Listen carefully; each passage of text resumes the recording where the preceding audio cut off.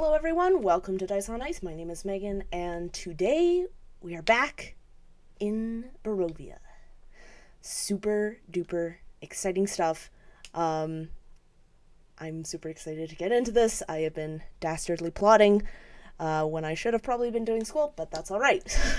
And with that, we will let Jason take away with the recap. Go ahead.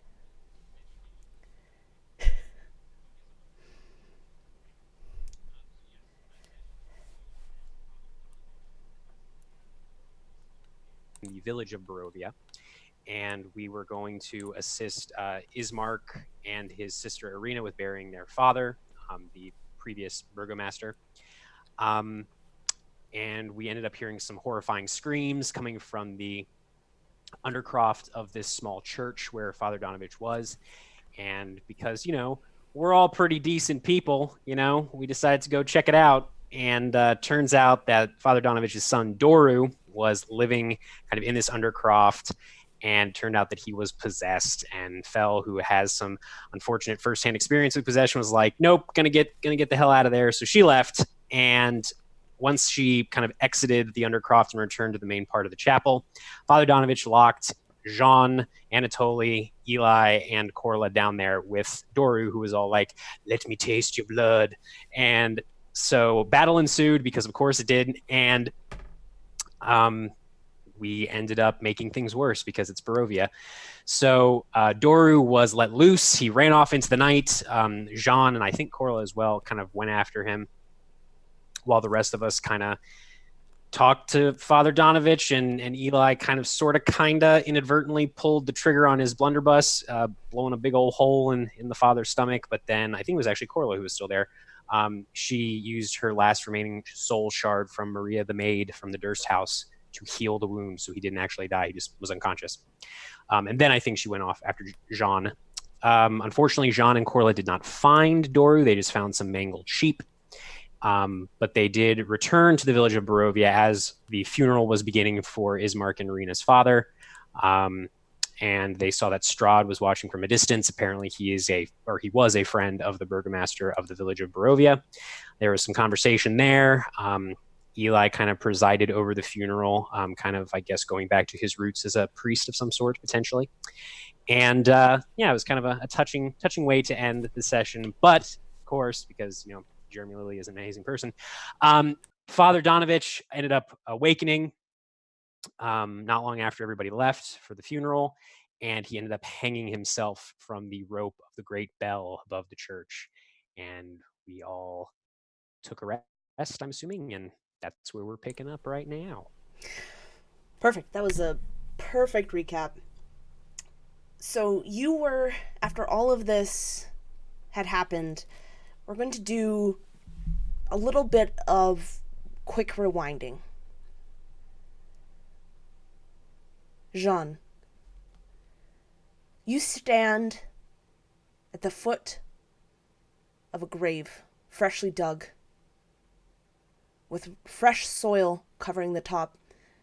You can see the first few droplets of rain begin to soak the upper layer of soil, turning it from a light brown into nothing but mud. You hold a black rose in your hand. What do you do? John stares at this grave. She stares at the droplets of water pooling, puddles forming at her feet. Her hair is drenched, her hood soaked through. It clings to her neck. She holds this rose as she kneels. She places it down, stem first, into the now damp soil, so as if it were planted, as if it were upright, as if it were a normal plant, but it is a strange one. And then after she packs the soil around it to hold it up, she stands up again.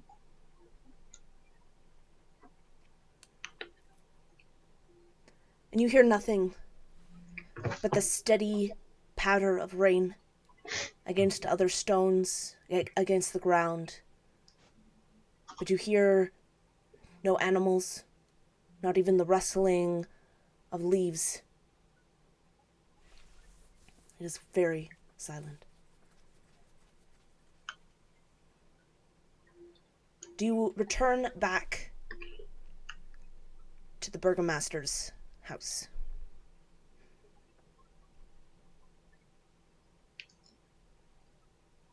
I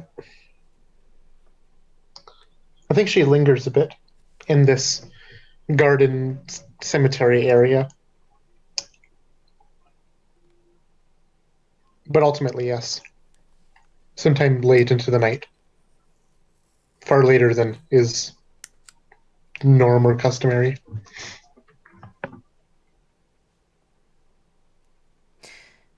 You pass by someone, Jean, on your way back, which is odd.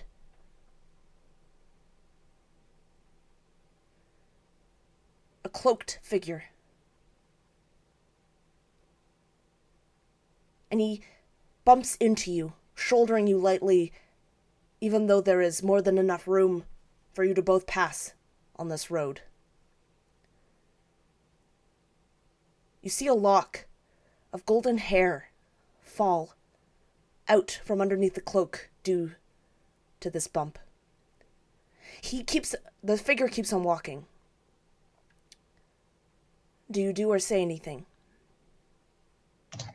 I think nothing but a kind of a curt, like, watch it, would leave her lips. And as you look back to tell him this, you see that the figure is holding a black rose and seems to be walking towards the cemetery.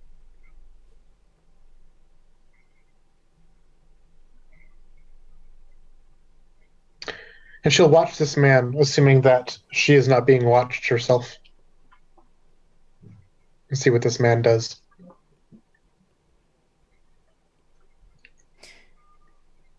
The view that you have of him is lost for a moment, as he crests over a small hill further up the path towards the church. But eventually you see that he enters the graveyard, and he too goes to the gravesite, kneels down at the foot of the freshly dug grave, and he kneels there for only a few moments before getting up again and leaving another way, deeper into the woods, in fact. And if you would look, you would see there are two black roses side by side on this grave. Jean would tail this man, following him wherever he goes. You follow him deeper into the woods. Roll me a either survival or investigation check. 14 survival. You see his tracks. And you swear that you were at first following human footsteps. But you see them slowly change, morph into some sort of animalistic paw.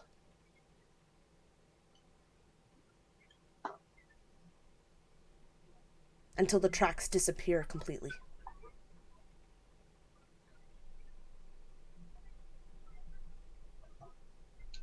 She analyzes these paws on the ground, looks at their contour, their outline, their impression. What kind of paw is it? I won't make you roll because these paw prints are very, very common in Barovia. Some sort of dog or wolf.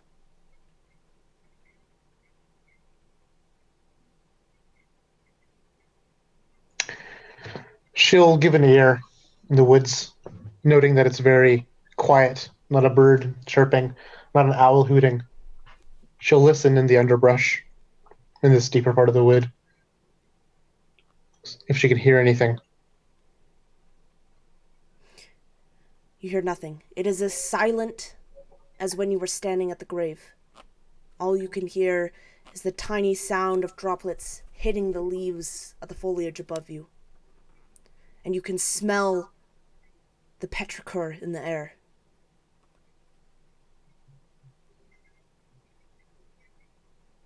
She'll turn to leave, to return to town.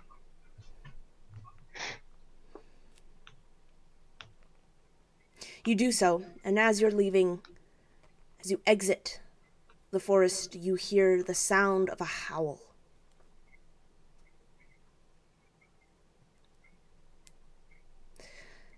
Anatoly, you have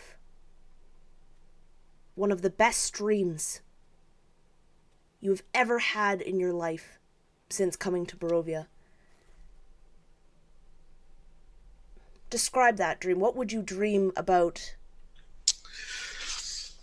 Anatoly, he's dreaming of his love lost, but in the dream he had a life with his love, even before he turned into a full shade, which is what he eventually wants. He had a whole life in a happier version of Ravenloft, as he didn't really know happiness before, truly. And he spends his time with this woman and has children, and Barovia gets better and everything gets great. And then at the end, after they're old and their children are married, he turns into a shade and moves on to the next step of his life, or his afterlife, and reaches the end of Dolor. But he was happy in the afterlife at some point, something he'll never achieve. You have this dream, and this dream, in fact, does last for a lifetime. You grow up, you're happy, you grow old, and you pass on, as life is meant to. But then you wake up, and you smell the dankness of rotting straw. You hear the scuttling of rats beneath your bed. Your eyes can't quite see through the gloom, but you know where you are. You know that you have not lived this life. You know that it was just merely a dream, and you are still in the same place as you were the day before. On the floor, there's pieces of the discarded pies, because I eat a pie every day to attempt to reach this again, as it only happens when I eat the pies. Doesn't always happen, but it happens sometimes. Discarded pies on the floor. I grab the axe and hit the wall in the same place I always hit when I have the dream. Put it on my shoulder. Get a basin of water and wash myself and prepare for my day. Do you go right away to meet the others at the Burgomaster's place? What time is it? Sorry? What time is it? It's early in the morning. The sun is just beginning to rise. I'll go ahead and go outside and do my usual duties. I cut some wood and hand it out to several people, and I'll bring a bundle for the road as well, and end up at the Burgomaster's house about 10 minutes before I told him I would, which I think we said 7 or 8. So around that time. And I'll bring a bundle of wood with me and my axe, and maybe a small pack of things I'm bringing for the road. I don't have much. Eli and Corla, you similarly have just the most amazing, peaceful dreams. Corla, what is that like for you? What do you dream of? I dream of my mother. My mother and myself living together in house. In nice house. A house that we have made our home. One where we laugh and cook and live and enjoy our life. And no one comes to bother us and to take my mother away. We live in peace, and we grow old. And Eli, what do you dream of?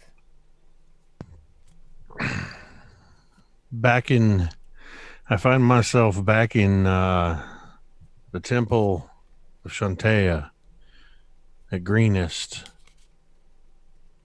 standing outside the doors as the sound of laughter, children playing outside, grows louder and comes closer as half a dozen young children, halflings and dwarves and human, come running up and begin dancing circles around me. And then moments later, their parents come around the corner, moms and dads and guardians, aunts and uncles, brothers and sisters, everybody bearing the fruit of a bountiful harvest in the name of Shantea as we prepare for the harvest feast at the temple.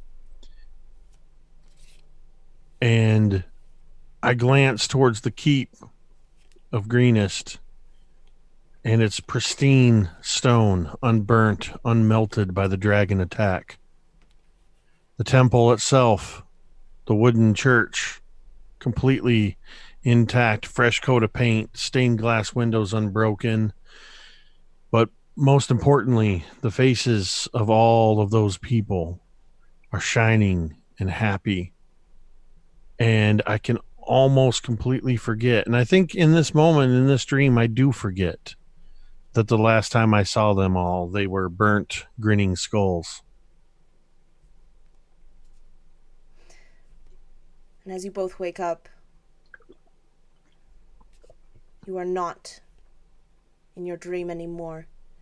The stark realization of where you are hits you like a gut-wrenching punch.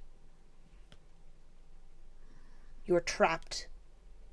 You're in a place full of horror and twisted evil. You are confused, and you are alone. At least that is what you feel when you first wake up.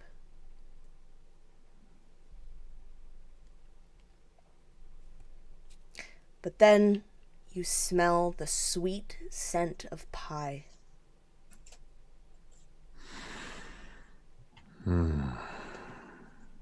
Pie. It is coming from outside, in fact, out, and the smell is wafting through the open window to both of your rooms. Fel, since you did not eat any of the pie, you have a dreamless sleep. However, you do hear screams in the night.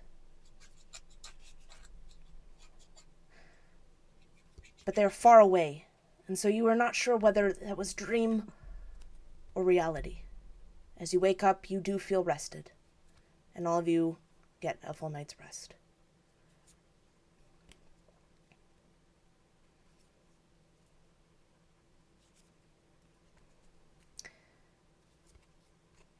What do you all do? I would say by this point, Anatoly, you have gone in. Ismark has let you in to the Burgomaster's house. Morning. Good morning, Anatoly. How have you been, my friend? I'm much more relieved now that Father is well. Right. All right. Are they ready? Ireena is getting ready. I don't think that the others are awake. All right. Have you eaten? No, not yet. You have any meat? Yes, believe Ireena's making some... drying it. I'll go help her then. And I walk in and look for Ireena. It doesn't take long. You walk into the kitchen. I can imagine that you've been to the burgomaster's house before. Yeah. And you find her, and she is wearing full leather armor and is taking down the meat in these long salted strips. I find another knife if she has one nearby, or grab my own and go ahead and begin helping her as well. And just kind of just nod at her and begin working. You guys enter into a silence.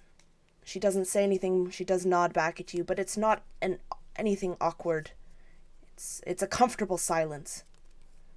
Both of you knowing that you're going to be leaving, and both of you knowing what happened the night before. Who comes down first?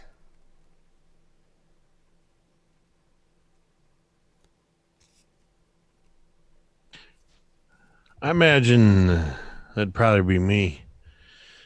I'm early to rise, even when the sun doesn't necessarily peek through the curtains and wake me up. Between the smell of those pies and the smell of smoked meat coming from somewhere, I'm coming down and I'm looking for something to eat and a good strong drink, preferably of the coffee variety, or tea, but beer will do too. Do you look outside your window towards the smell of the pies? Almost involuntarily so. Kind of looking around inside to see what's going on and just almost reaching back, looking outside, seeing what I see. You do see, walking down the road, a bit off. It's kind of odd that you can smell them from this far away, but you do see Granny walking down the road with her pie cart. And you see the odd villager pop out of their houses, pay for a pie or two, thank Granny, and walk back in, and Granny continues her way down the road. I'd almost again involuntarily start to head for the door. About the time I put my hand on the handle of the door, I remember, and I reach down and give my coin purse a bit of a pat, and hear nothing, remembering I have no coin to offer. So I think I would just kind of look wistfully out the window, thinking no pies for Eli today.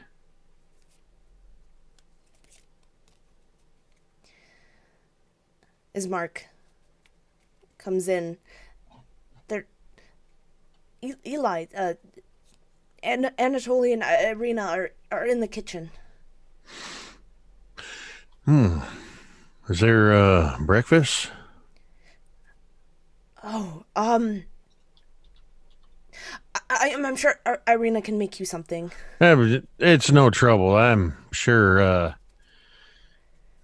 got something in here, and I'll head over to my rucksack that's actually a wooden box. Pull out a ration.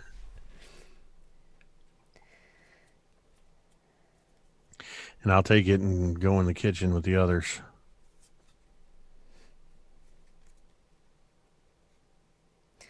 Sean, Fel or Corla, do...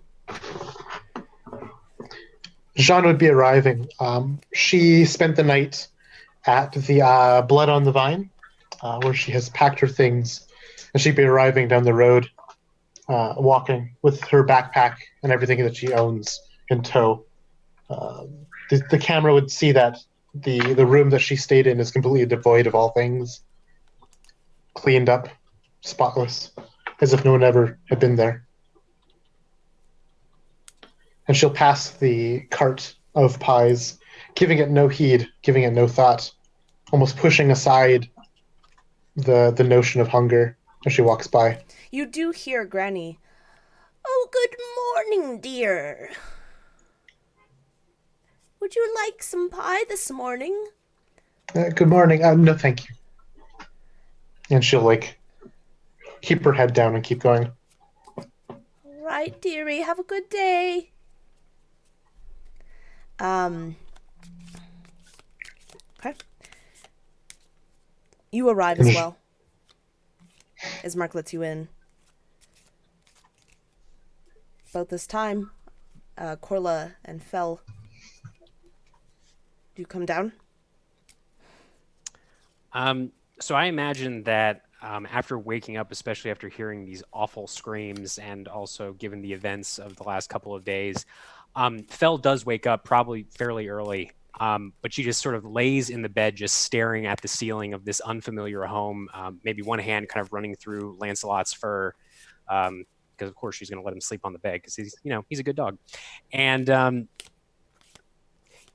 for a moment she kind of goes back through all of these memories she has of the last few days and of the fact that in a way she came to this place on a whim. It was ultimately her choice to make, but she made this choice and it has led to in a very short period of time so many horrifying events, whether it was the possession, the weird baby demon thing, the watching a man basically have his stomach blown apart and then having it healed by magic.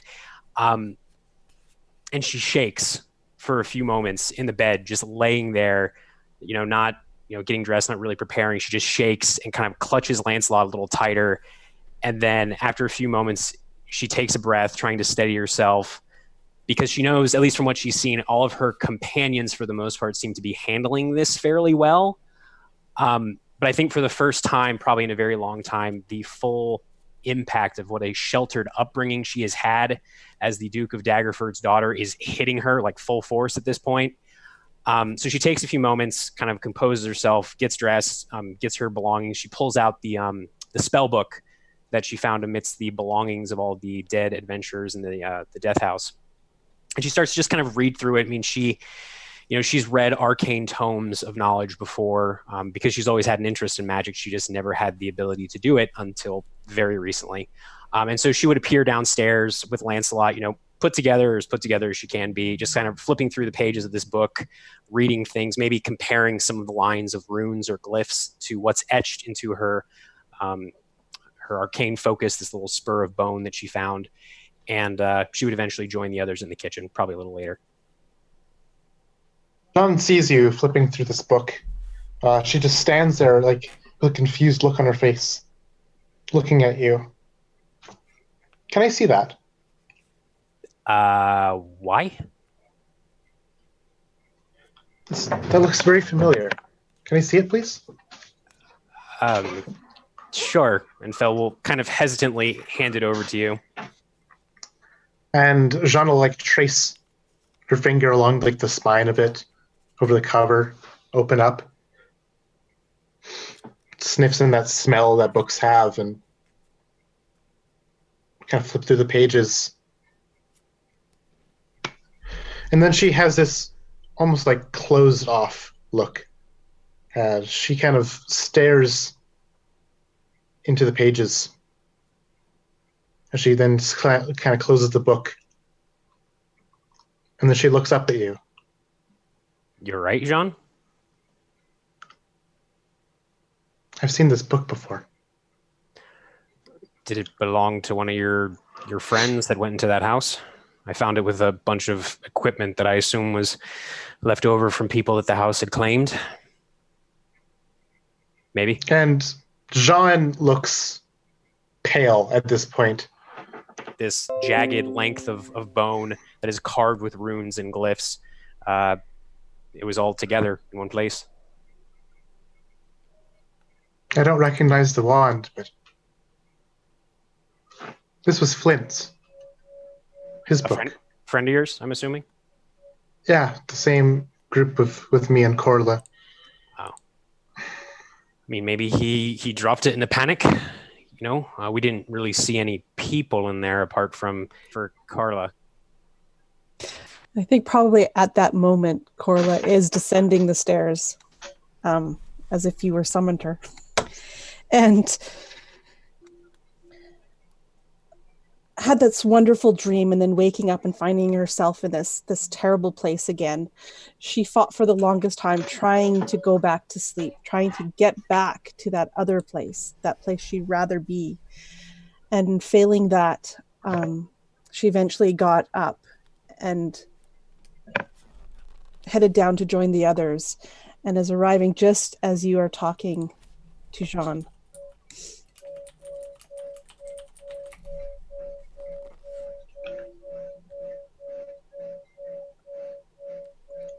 What are you talking about, you two? There is strangenesses in your faces. And Jean will turn to you with the book in her hands. This is Flint's.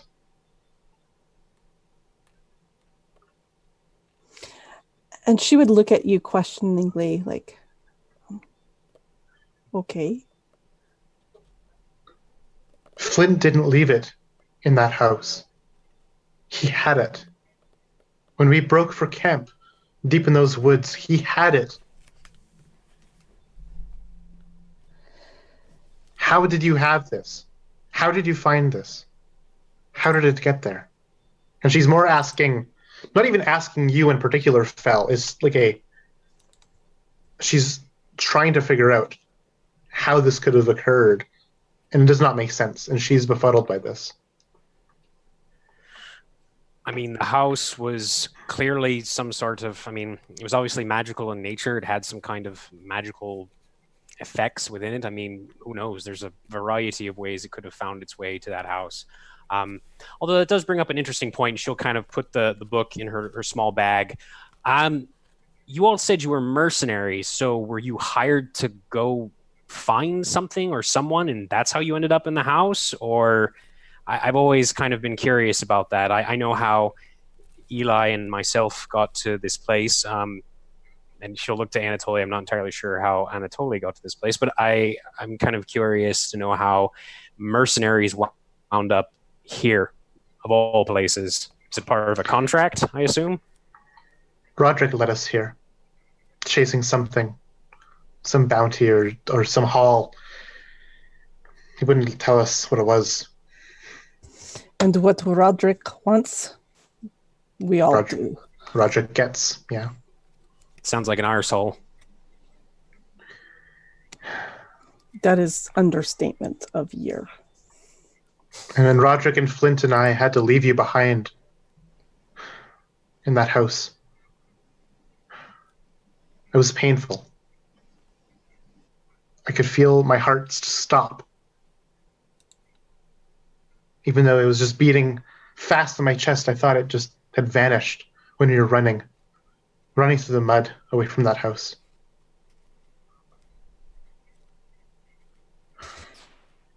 Corla is just staring at you when you're saying this. Like she wants to say something, but also doesn't want to. And you can see the pain in her face, knowing that you left her there.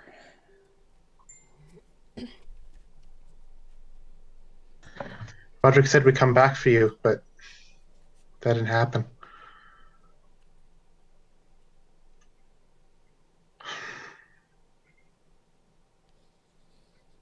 Why do you bring I'm us here? hungry. Who else is hungry? Oh, sorry.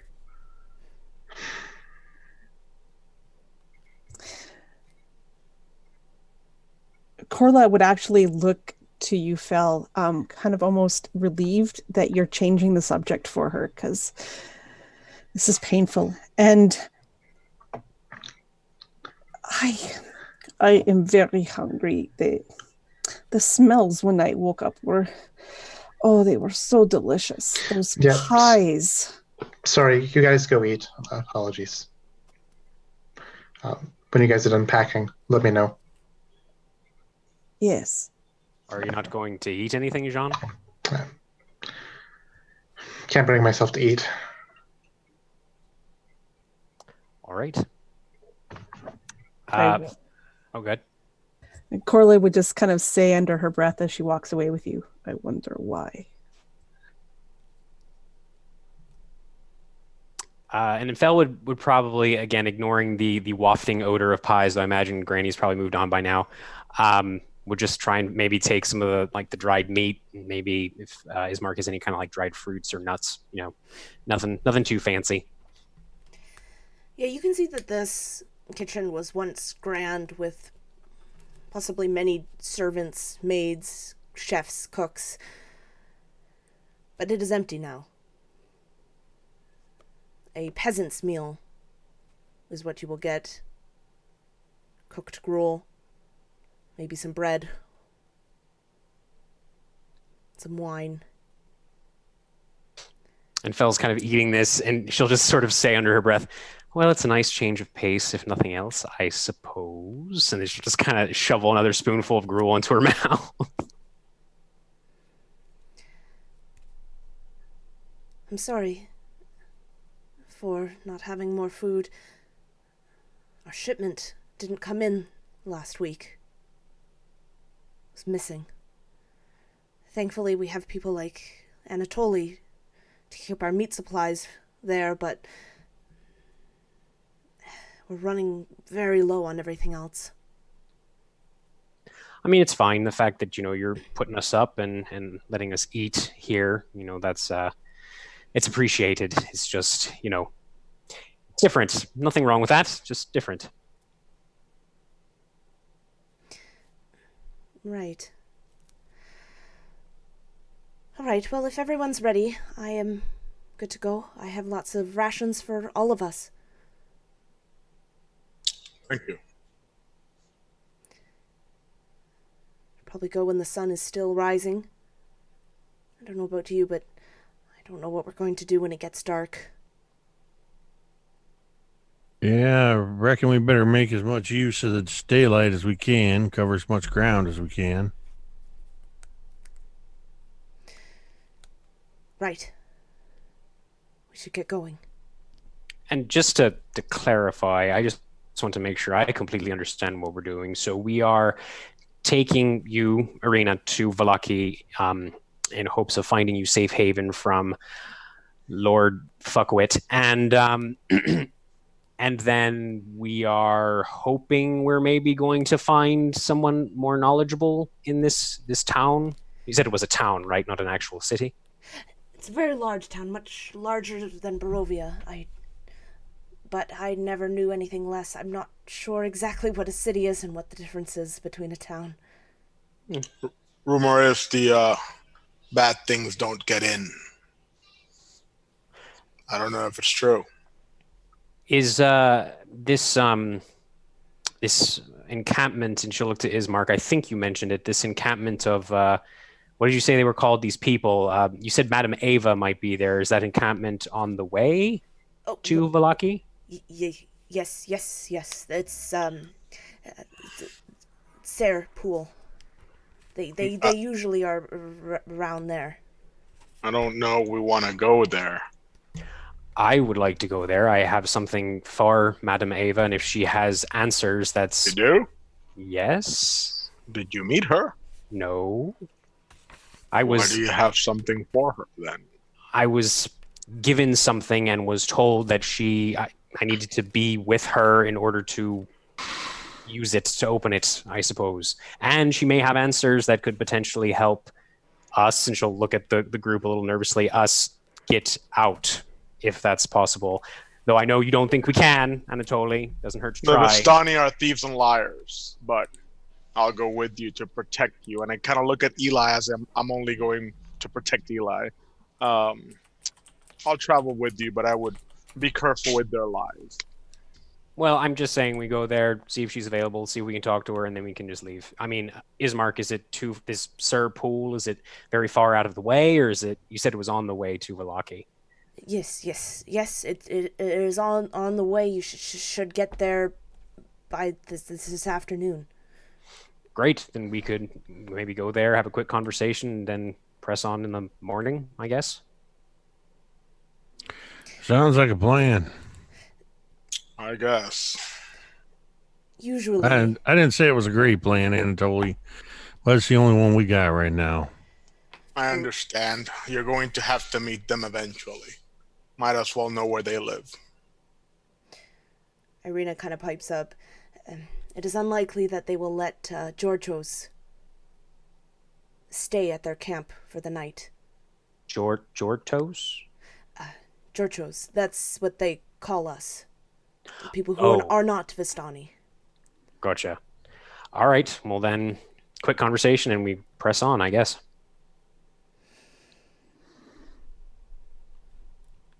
Might as well. Let's go. You turn towards the door and you hear a knock.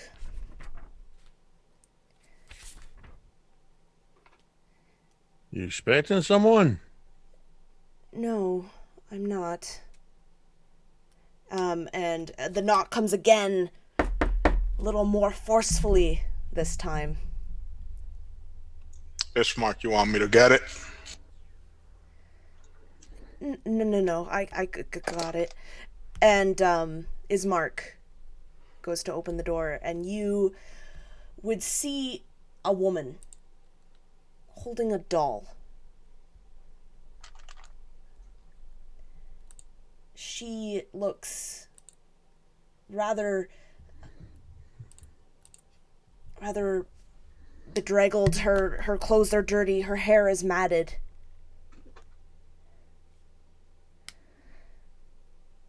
Ismark, are they here? She pushes past him. Mary says, stop. You're here. You haven't left yet.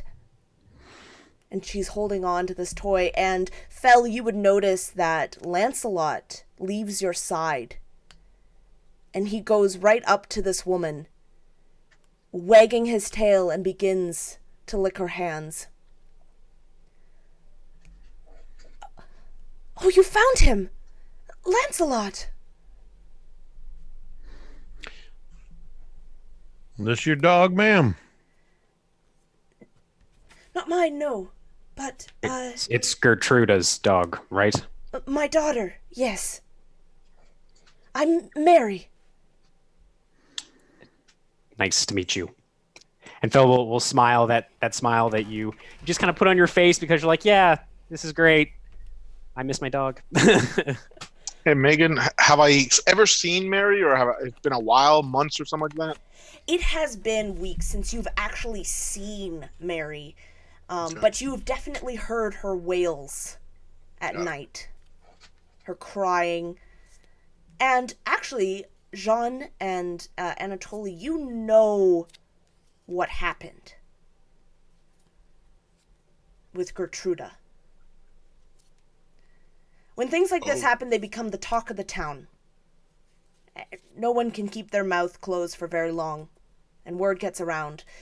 You have heard a few different stories, but the facts that have all been together is that Mary's daughter Gertruda was always kept away, never let out to play with the other children. Mary wanted to keep her safe from harm, safe from Strahd, safe from the evils in the forest.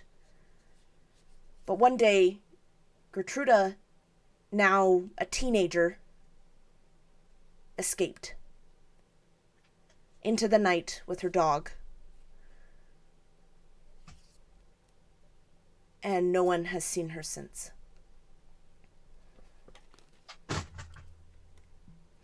Many assume that she has succumbed to the darkness. Maybe she's lost in the woods and died. Maybe it was the wolves who got her. Maybe it was the other beasts. Maybe she fell down a ravine. No one knows what happened. No one has found anything. The only thing that has, now been found is Lancelot. her dog.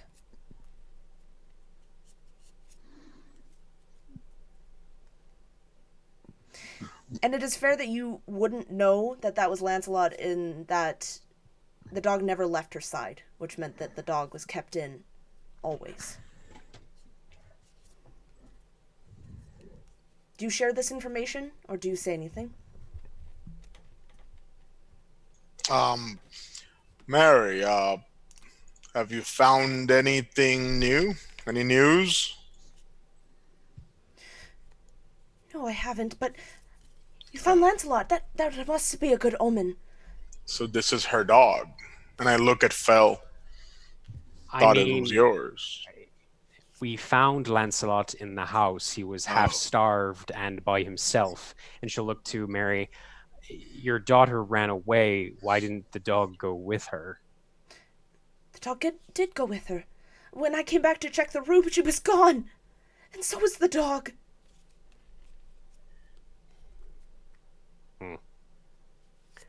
I'm sorry to hear that. She hugs this little doll closer. This was also hers. Did you not see the girl then, Fell? No, we did not. Shit.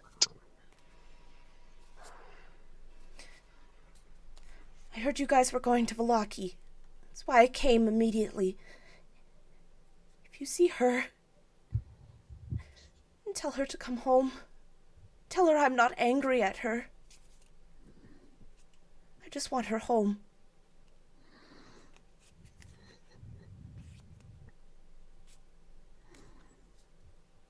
Absolutely. Perhaps the dog can find her or help. That's a good idea. Here, and take this. And she's going to hand over the doll to anyone. This'll have her smell on it. I look at Fell. The dog seems to like you. Yeah, I pretty fond of him as well, but I suppose he should go back to his owner, and she'll very reluctantly reach out and take the doll. And she'll look at it. What does this doll look like, Ms. Megan? You see that this doll is extremely malformed. It has this strange leer on its face, and it wears a sackcloth dress. But you can see that it has been well loved. There's some rips that have been patched up, resewn. The eye, you can see, has been repainted many times.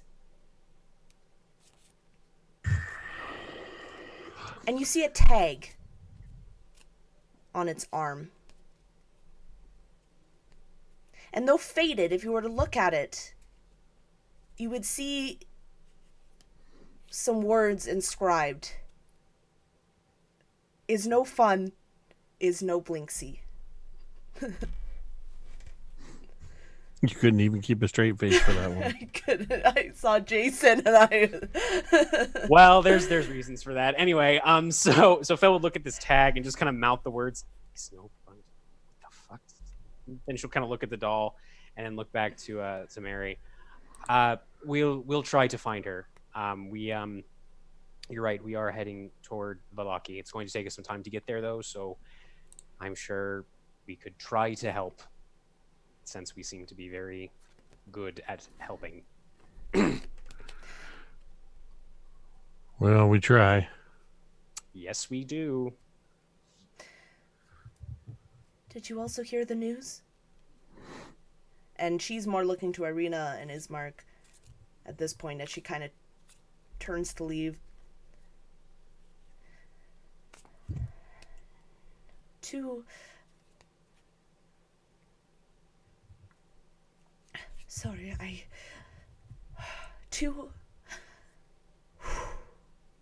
Vistani boys were found outside of the village. They were drained dry. There was no blood, No blood. None. They looked so pale. So pale. But I just thought you should know, is the Burgomaster. You can figure it out. And to the rest of you, watch out. I've never been to Vallaki or even on the road, but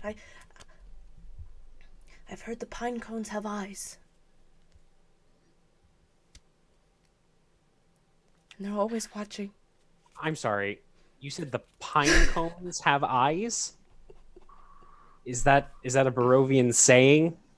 You notice Ireena is just kind of subtly shaking her head. Right. Yes. Okay. Yes, be careful, please. Don't let them look at you. Right. Okay. All right. And then she's going to kind of kneel down beside Lancelot and let him get a good whiff of this Blinsky toy. Well, while Fel does that, I'm gonna go up to this woman, this Mary, and I'll just reach out and clasp her hand, place another hand on her shoulder. Ma'am, trust us. We're gonna do the best job that we can to try to find your daughter. And thank you for warning us. We'll be sure to keep our eyes out for whatever may be watching. She looks at you, and for a moment you see nothing but pure joy and gratefulness pass through her face. Thank you. I knew you would be kind.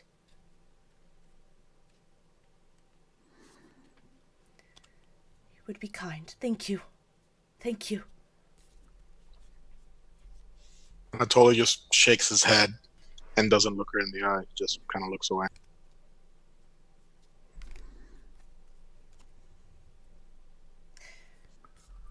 Mary leaves after a bit. Fel, you see that Lancelot sniffs the doll and whines a little bit, but doesn't move, doesn't look anywhere, just kind of looks up at you.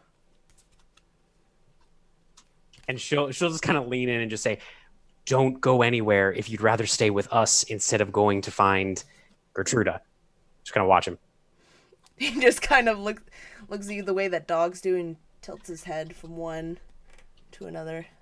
Yeah, that's what I thought. All right, come on. And she'll tuck the doll into her bag and start walking outside.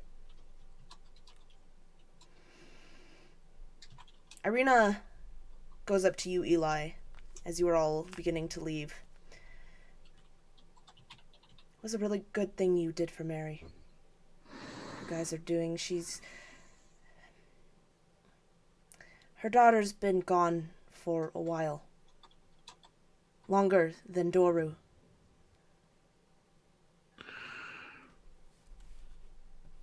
Well, people disappear for many reasons.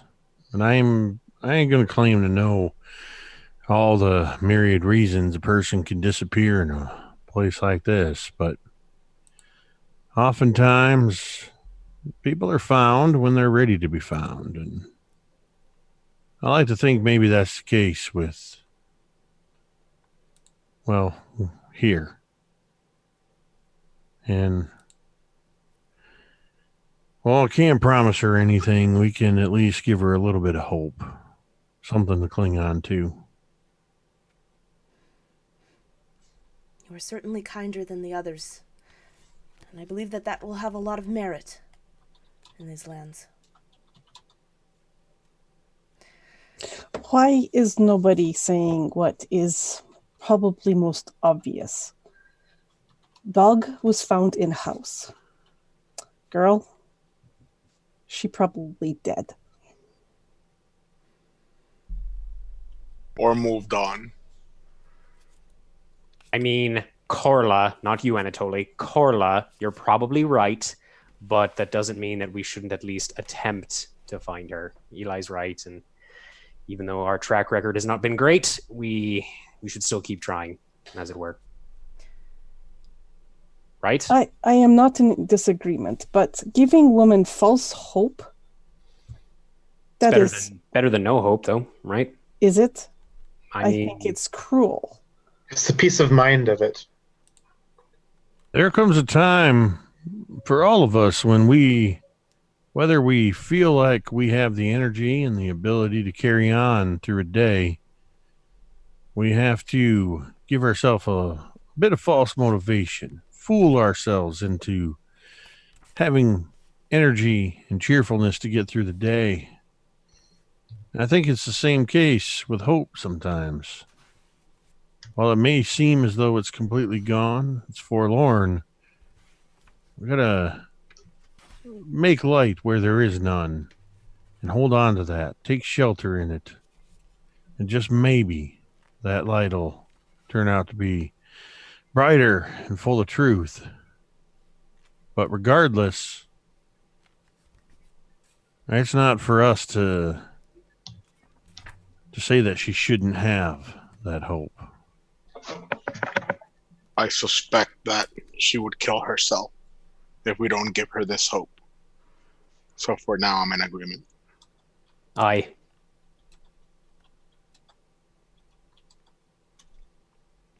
Fair enough, yes. I will not be spreading, I guess in this case, maybe truth, we don't know. So I agree. Best left to say nothing.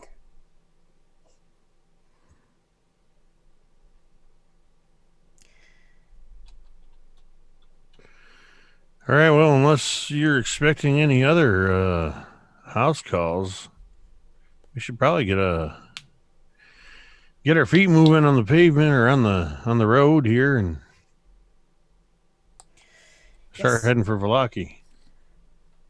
That is a great idea. Let's go. And you leave. And I need Anatoly, Eli, and Korla to make me a Constitution saving throw, please. All right. It's going to be tough. I'm a dwarf. That's not good. Oh, I should have kept my mouth shut. 7. 15. I got a nat 20 on the die, so that's a 21. 7. Anatoly, you blink. And you suddenly find yourself at Granny's cart. You have a pie in your hand. You don't really remember how you got there, but you look back and you see that the others are just a bit a ways. For everyone else who saw that, you just saw Anatoly bolt out and run down the road towards Granny's cart.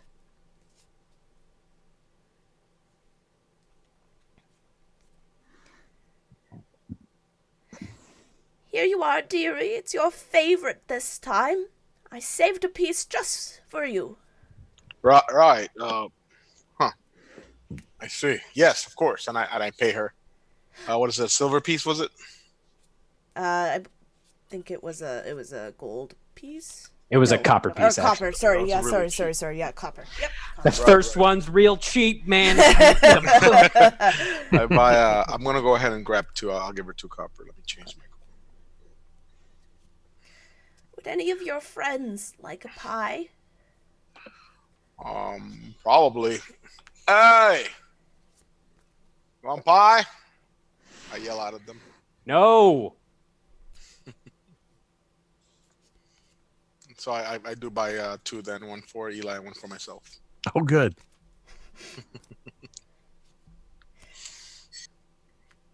Are you sure about this, Eli? I mean, did you not just see the way he took off when he saw her? Like, that's Have you had those pies? No, because she said there was magic in them, and she didn't know what kind of magic. Well, I'll tell you what kind of magic it is. Damn delicious magic. Those are some good pies. Only reason I ain't at that car with them It's because I find myself a little light in the coin department. I just think it's a bad idea. That's all I'm saying. I You come just back. go right on ahead, keep eating them rations, and Anatoly and I'll eat some delicious magic pies.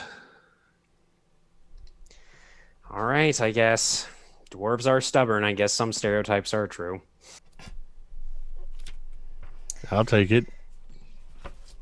And so, with pies in hand and equipment got, you make your way out of Barovia, out of the village, and on to the road. Now, I need someone to roll me a d20, please. 9. We're going to see what kind of encounter you have while you're traveling during the day. So this is going to be a daytime encounter. So, the good kind. You encounter skin cancer from all the sun. The sun actually comes out and you all burn. So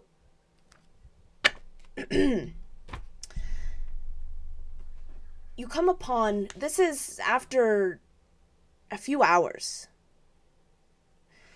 You got a bit of a later start, so it's mid-afternoon. You expect to be at the Vistani camp by about evening time. However, you see what looks to be a broken down wagon. Sorry. You look to see what looks to be a broken down wagon. One of the wheels is missing. And you see 4. A man, a woman, and 2 children surrounding this wagon. What do you do?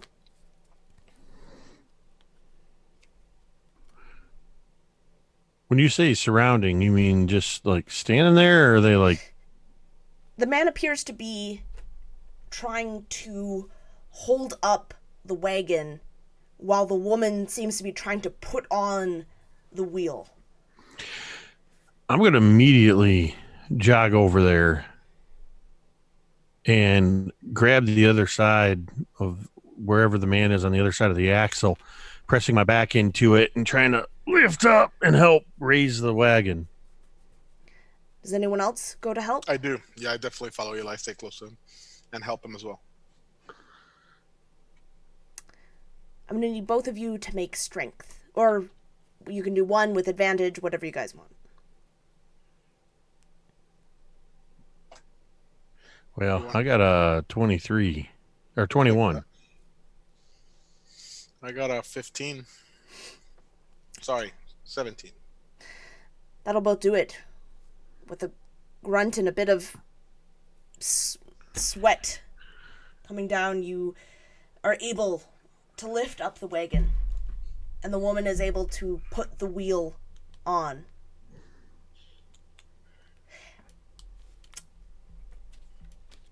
And the man, who you couldn't really see because his face was obscured, as I'm stalling because I'm trying to find a name here.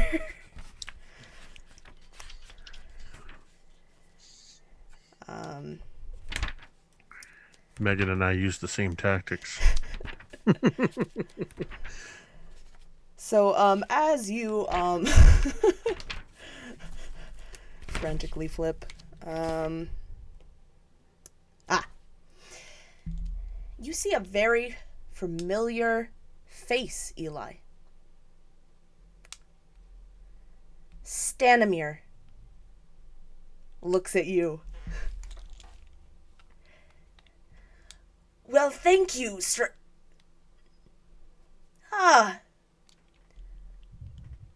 Greetings. Hey. I see you, I see you made it out all right. We lost you there in the mists. I don't know what happened. First you were behind us, and then just... You weren't. The mists are like that sometimes. They do as they please. Yeah, these mists or something else. You never know what you're gonna run into or who you're gonna run into in this place. And for those of you who do not remember, Stanimir... I was just about to say, full disclosure. Stanimir was the bastard that led us here. I remember the name, but it's been so long I couldn't remember. No, that's fair. That's really fair. And it predates D&D Beyond, where I've been keeping notes. So no, that's fair. Stanimir, you would have met in session 1, as he was the Vistani that you were told to get rid of, and he had begged you to come and help his lord in another place. Ah, yes. And thus did we end up here. yeah, pretty much. Yep, you guys had to... They took you in on road, but then they had to walk in, and they continued to walk ahead, and you guys just got stalled in the mists, and eventually the mists were way too thick for you to see them anymore.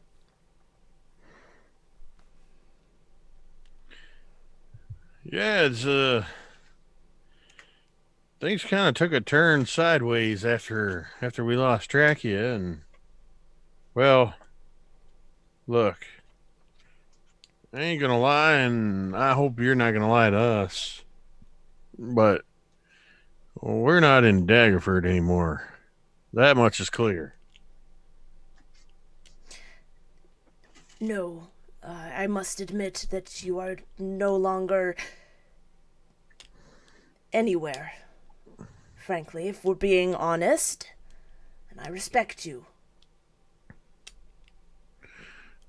What do you mean we're not anywhere?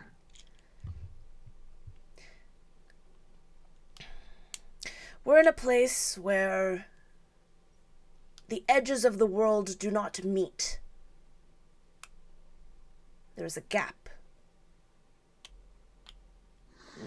What?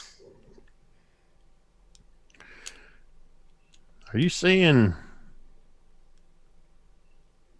Well, I'm not entirely sure. I understand exactly. I know there's some face that talk about a in-between place between the Celestials and between the Nine Hells. Oh, but no, nothing like that. Nothing that intense. This was once a land that was very much like your own, with borders and paths and rivers and streams and mountains. But then, well, it is no longer like that. The mists keep everyone in and keep everyone out. And yet, we were able to find our way in here, and you were able to find your way in here as well. And if you're here, you seem to know so much about this place, it kind of makes me think you were here before we encountered you in Daggerford, so clearly you can move back and forth. Yes, I can. So can everyone who is a Vistani. We drink this special potion, you see. This elixir that lets us to pass freely and safely through the mists and back home. Wait, you can leave? You can't leave the lore. No one can. I don't know what place you think this is, but we can leave, I assure you. Can I inside this guy? Sounds weird. You can. Roll my... Oh, come on. Alright, so that's good. 16, and inside is... Hey, look, 19. So what are you trying to... I'm trying to find So- out if he truly can move through the mist, or is this just some hogwash? He is telling the truth that he can move through the mists. Yeah, you kind of study him for a little while. You say a potion does this? I look at Eli. Have you heard of this? I mean, I've heard of magics that some supposedly possess, and I think I would almost give a sideways glance in Fell's direction for a moment. There's magics that some possess that can do some pretty astounding things. I've never had any access to any of that myself or any particular need for it, but I suppose it's not out of the realm of possibility, given that, well, Fell and I, before we came to this place, we knew this man. And now he's here. And seems to have been here and there and back again. So, well, there's some kind of truth to it. How does one go about procuring this elixir then? Or is this a Vistani only sort of deal? No. We sell it to everyone. It is quite expensive, though, and you can only get it at the main camp, just by the Tsar pool. You sell it to everyone. I've never heard of this. Have you spoken to many Vistani? It's been a long time since I've met a Vistani I like, but... Well, maybe it's because I like them that I am telling them this secret. We don't give away everything. So it was not a secret 2 seconds ago, and it's a secret now. Right? Question real quick, Megan. About how far away is Stanimir from our wagon at this point? Do we have a wagon? Yeah. I thought we had a cart of some kind. Yeah, I mean, I'll say you guys have a small cart. That would Okay. make sense that you can take turns pulling. Do you walk up? Because it was a rather bit of ways, but if you've walked up during this time, then I could say that so you... it's a little bit further away. Okay, cool. Yeah, So we wouldn't necessarily be able to hear the conversation that's going on. not immediately, no. Okay, cool. Not a problem. So, when you say it's expensive, what exactly do you mean? Each potion is about 100 gold. Oh, shit. Yeah, that's a fair price on a potentially, if it's as powerful as you say. Whew, yeah. Maybe that's why you ain't heard of it, Anatoly. Yeah, I agree. So, hear me out here. If, on the other side, as you say, you can take us, this potion can take us. Can you come with us? And my father can pay you double the price if you take us. Take you... Perhaps. It depends on when you are leaving. We are just taking supplies up to the village. And you can see that in the back of the wagon there are quite a few different supplies, though most of the produce you see is a bit spoiled. But there's meats and there's spices and there's lots of and what looks to be casks. So this might be what Ireena was speaking of. I was gonna say, they're heading back the way we came towards Barovia. Yes. Oh, well. I tell you this. You go see Madame Eva. She might be able to strike a deal. Us Vistani, we love deals. We love trades.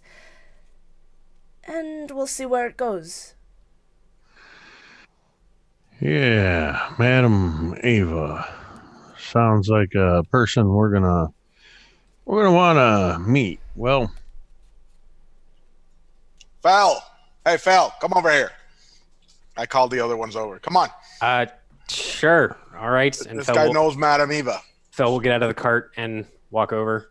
And I'm assuming she recognizes Stanimir. Yep. Okay. All right. I need to make a wisdom saving throw, please. Oh boy.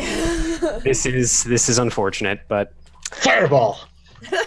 I wish. Yes, at level 3, please give me fireball. He got a 10. Awesome. So I imagine, Fel kind of walks up and she's kind of not smiling, but just kind of like, oh, what's going on? And then she stops dead when she sees Stanimir. She looks at Eli. She looks at Stanimir. She looks at Eli. And then her eyes just flood with blackness. The veins around her eyes kind of turn black. She holds up the focus, and these, very similar to what happened with Father Donavich, these black iron chains sort of spider out of the tip of this shard of bone, and they just wrap around Stanimir. And she says, "What the fuck did you do? Why would you leave us here in this nightmare?" And she sort of wills the chains to just squeeze him a little tighter, not doing any damage. You need to calm yourself down, Phil. Why the You fuck need to should release we calm? him. Release him Why? now. Why? Oh, I mean, hold on. He lied to us. He led us here. And I'm like nodding and pointing at the children and his wife. I need everyone to make a perception check, please. Come on, you rolled a 20 a second ago. I got a 12. I 19. got a 6. 10. Man, Anatoly with these rolls. 19 for me. I rolled a 1 out of 3 of the first rolls. I got a 6. I'm focused on Phil, I'm trying to rolling get her to release this man. Oh, a 19. Especially in I front of his scanned the children. area real quick. 19, Anatoly, and John, Correct. 12. and Fel. Okay. All right. Cool.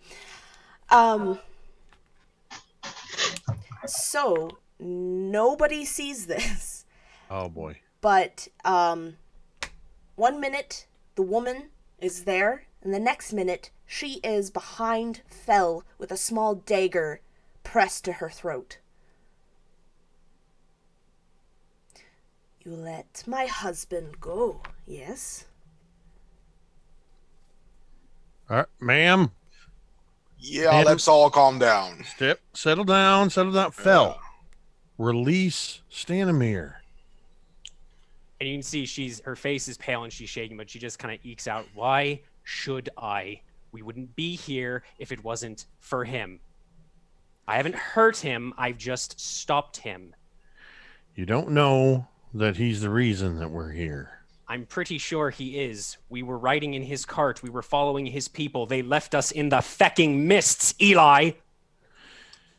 We've been here long enough to know that these mists seem to have a mind of their own, and things that are happening around us may not be in anybody's control, and I'm inclined to believe that Stanimir had nothing to do with this. And you imprisoning him in front of his children is not doing anybody any good, least of all you, lest you do not notice the dagger that is at your throat. Yeah, I noticed the dagger. She kind of takes a moment, still thrusting the focus in his direction, and then very slowly, kind of like, I almost imagine like constrictor snakes just kind of letting go of their prey. The black chains kind of slide off of Stanimir, and they kind of just slurp back up into the focus. And she drops her hand. You see Stanimir look behind you. You still feel the knife pressed to your throat, Phil. You see Stanimir look behind you and he nods. And you feel the pressure release. Was this the man that killed you? I look at Eli and Fel. We're not dead. 1, 2, he is the man that abandoned us here. We should have nothing to do with him. We should move on. He has a way out. What? He's already given us that information. We're already heading in that direction. Fel, why don't you go get the cart and start moving on in the direction we're heading? Stanimir, why don't you load your family up in this wagon? I know some folks back in Barovia are eager to get these supplies you got. Yes, they are. And maybe you go the way you're going. And Fel, go get the cart. Well, hang on. What, is he... And she'll look to Stanimir. They never actually told us they were Vistani when we met them the first time. Is that correct, Megan? They actually say the word Vistani? I feel like I don't remember them saying. No, they did not. They did not say the word Vistani. They were called gypsies. Right. By your aunt. Gotcha. You said, and then she looks at you, Eli, you said that we're going in the right direction? Well, we were already heading Heading towards towards... Vallaki, and we were told that we would run into at Sayre Pool. Right. And Stanimir has been kind enough to tell us we may have an opportunity to talk to Madame Ava there. And how do you know Madame Ava, Stanimir? Because to be honest with you, the fact that you know her makes me slightly less inclined to meet with her. That's why I called you. She is our mother. She is all of our mothers. All of the Vistani. So you're Vistani, and she's Vistani as well, right? Yes. Fucking warned you about this. And she looks to you, Eli. Eli, I understand what you're saying, and she looks very reluctantly to Stanimir. I'm sorry that I did that. But Eli, these people, this man is the reason we're here. How can you trust a single word that comes out of his mouth? Listen, the only way we're going to know what's true and what's not is if we experience it and see it with our own eyes and make our own judgment. And just because you have a problem with these people, I have a problem with people that bring us to a place filled with nightmares where they're screaming all night, I hope you enjoyed your sweet dreams with your magic fucking pies, and then abandons us here. That's what I have a problem with. Reckoning, when we were heading off with Stanimir, we were heading with him to his people when the mists arose. So why didn't they try and look for us? I don't know about you, but I don't remember hearing any voices calling out, dwarf man, half-elf red-haired girl, short halfling, Goliath, fucking weird black-garbed elf woman thing. I didn't hear any voices calling for us in that house. It was just us, Eli. And she looked at Stanimir. Did you all make any effort to try and find us after you lost sight of us in the mists? I see in your eyes that you understand the answer of why we would not. You've seen what is in those mists. You've seen the fear and the horror that lurks beyond. Forgive us if we did not call out and draw attention to ourselves. We did not foresee the mists coming up that quickly. I'm going to insight check that. All right. I do not believe this guy at all. That was almost really good, but it wasn't. It was real bad, actually. That's a 3. I mean, his words are velvety, smooth. Phil, what reason has he given us to not at least give him the benefit of the doubt? Because he abandoned us in the mists, Eli. We were really separated from him in the mists. And I understand. There's a difference. I understand why he wouldn't want to draw attention to himself and his people, but they had an entire camp. You saw them. They could have organized some kind of search party, done something. Instead, we wound up in a weird house where even weirder things were happening. Dark things were happening. We went in there with 3 companions and came out with 2 completely different companions. And now we've met another companion that we didn't know before we went in the mists. For all we know, Anatoly has the truth of the matter, and we're all in the afterlife just waiting to pass on. That's not true. You don't know it's not. All I'm saying is, in what way are we helping anything by holding this man accountable for what has happened? When we can move on, we can meet this Madame Ava for ourselves and make our judgments ourselves. And if we don't like what she has to say, we just ignore it and continue on our way to Vallaki. But according to Stanimir, this Madame Ava may just possibly have an, albeit expensive, method by which we can get out of this place and back home again. What method is that? For all I know, it's a pair of ruby slippers. Supposedly, there's some kind of elixir that we can take that they take that allows them to pass back and forth. Is Stanimir still in your shot right now? He's standing Okay. literally right Okay. there. Okay. Jean would grab the cart from near you, Fel, or even going back to where it was. And then as she pulls it along, she'll kind of mutter under her breath to the group, "We're wasting daylight," and keep pressing on. It's what I've been trying to say. Jean has the way of it. It's actually Jean. Sean, see, I knew I was going to get it wrong. Look, fine. But let me just say, Eli Lancaster, none of this would have happened if not for him. And you could also say none of this would have happened if we hadn't have gone with him. That is exactly the what I'm blame saying. is just as much to be put on us as it is to be put upon this man. And all I'm saying to you is I would appreciate it, at least in my presence, if you not imprison a man who appears to be innocent in front of his wife and his children. The key word in that sentence was the word appears, but fine. Was he threatening your life in that moment? No, you allowed your anger to take over. And you're passing judgment on an entire group of people here based on your experience with one man. I'm not passing judgment on an entire group of people here. I heard the way in which the word Vistani came out of your mouth. Because you might as well have been dripping venom. We should leave. The only experience we have had with these people, apart from enjoying a very lovely night of drinking wine and listening to their stories, was this awful place. All right, here. But enough. Let's listen. Anatoly and Jean are right. Let's just move on. And she'll look to Stanimir. I hope for your sake and for mine we don't see each other again. And she's going to turn and walk towards the cart. It appears I have greatly offended. That's an understatement. Let's go.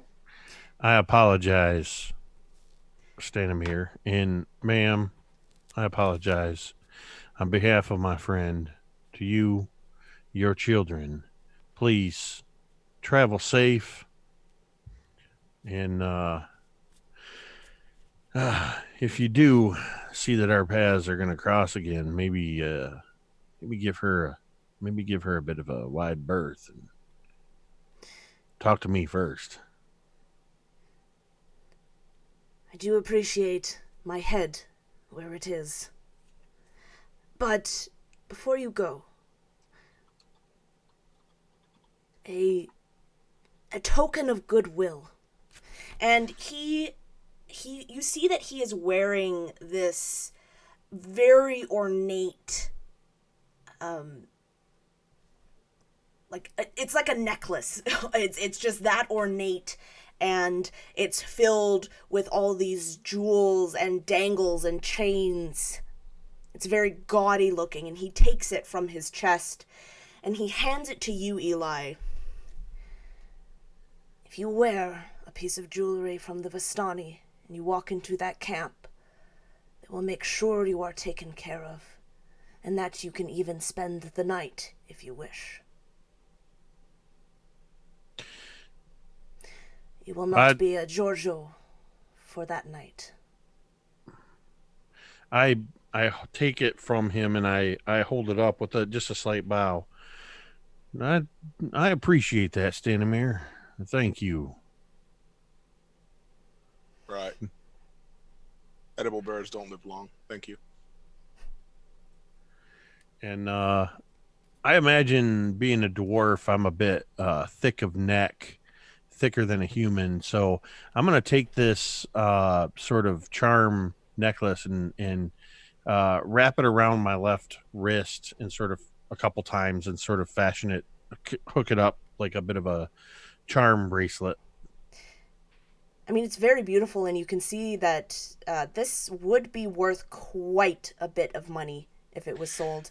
And but every time you walk, you can hear the little jingles. Honestly, I imagine the jingling almost mixing with the subtle sounds of our leathers creaking and our buckles making similar jingling sounds, though this is probably a little higher note. And honestly, I don't think Eli would give it a second look in terms of value. I see this as exactly what it was. It's a symbol of the Vistani people and it represents something that's to be respected. And as the cart that Stenomir's on leaves, you hear the beautiful melodic music of a pan flute. And we're going to take a quick break there. So, hope everyone enjoyed, and we will be right back very soon.